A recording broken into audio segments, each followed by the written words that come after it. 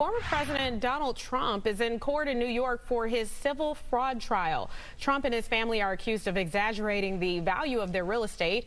If found guilty, Trump would pay $250 million in damages and be banned from doing business in New York. The former president and current GOP frontrunner calls the accusations ridiculous. And happening, well, we got that. Well, let's move on to this now. At 5 minutes past the hour, the U.S. government is open for now. Yeah, and Congress has voted to fund the government temporarily, avoiding a shutdown. So what happens next? Michael Neuen-Schwander with Outlook Wealth Advisors is live. Michael, good morning. Good morning. So it sounds like basically they've kicked the can down the road. The bill only funds the government for 45 days. So what happens at the end of the 45 days? Yeah, that's exactly right. So, I mean, the new deadline is now November 17th. So basically a week before Thanksgiving. And so what's still on the table, unfortunately, is if a government shutdown happens, all the federal employees that are deemed, there's two classes, essential and non-essential. But here in Houston, think of all federal law enforcement, FAA, air traffic controllers, members of the military. Most of those would end up basically being non-paid for the entire length of that shutdown. So missing paychecks and so forth can be a real difficulty, not only for federal employees, but the rest of us, as well.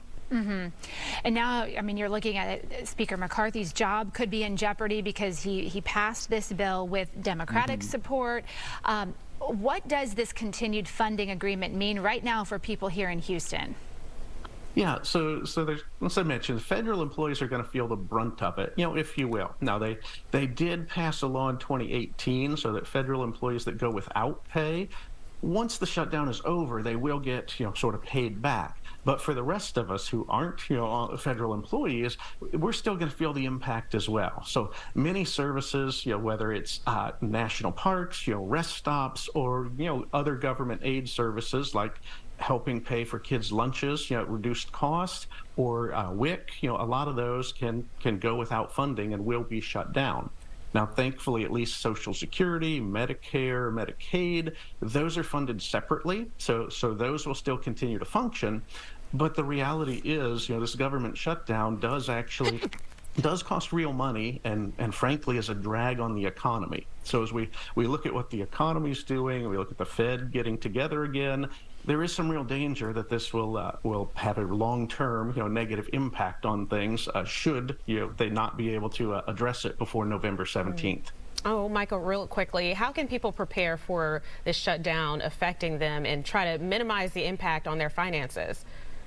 Well, since we do sort of have that 45-day reprieve, first and foremost, if you are a government employee who this was going to impact, maybe it's time to start cutting a little expenses now. Be prepared to maybe have to dip into that emergency fund, if need be.